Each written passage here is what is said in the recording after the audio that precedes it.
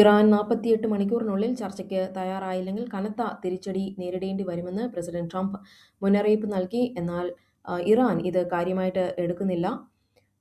ഇന്നത്തെ ദിവസം ഇറാനിലേക്ക് നടന്ന ആക്രമണങ്ങൾ നോക്കാം. തെക്ക് പടിഞ്ഞാറൻ ഇറാനിലെ മാഷഹറിലുള്ള ഏറ്റവും വലിയ പെട്രോ കെമിക്കൽ വ്യവസായ കേന്ദ്രത്തിന് നേരെ ഇസ്രയേൽ ശക്തമായ വ്യോമാക്രമണം നടത്തി. ഇതിനെ തുടർന്ന് 5 പേർ കൊല്ലപ്പെടുകയും വലിയ തോതിൽ നാശനഷ്ടങ്ങൾ സംഭവിക്കുകയും ചെയ്തു.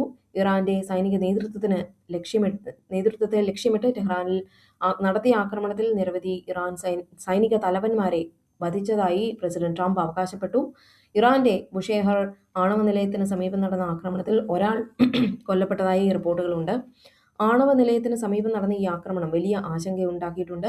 റിയാക്ടറുകൾക്ക് നേരിട്ട് കേടുപാടുകൾ സംഭവിച്ചിട്ടുണ്ടോ എന്ന് വ്യക്തമല്ലെങ്കിലും എയറിൽ റേഡിയോ ആക്റ്റീവ് മലിനീകരണത്തിന് സാധ്യതയുണ്ടെന്ന് ഇറാന്റെ വിദേശകാര്യ മന്ത്രി അബ്ബാസ് അറാക്ചി മുന്നറിയിപ്പ് നൽകിയിട്ടുണ്ട്.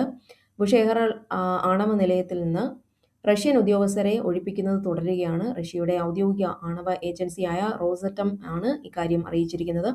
ശനിയാഴ്ച മാത്രം 198 റഷ്യൻ ഉദ്യോഗസ്ഥരെ നിലയത്തിൽ നിന്ന് മാറ്റിയിട്ടുണ്ട്. നിലവിൽ 100ഓളം റഷ്യൻ ഉദ്യോഗസ്ഥർ മാത്രമാണ് പ്ലാന്റിൽ ബാക്കിയുള്ളത്. ഇവർ വരും ദിവസങ്ങളിൽ മടങ്ങുമെന്നാണ് റിപ്പോർട്ടുകൾ സൂചിപ്പിക്കുന്നത്.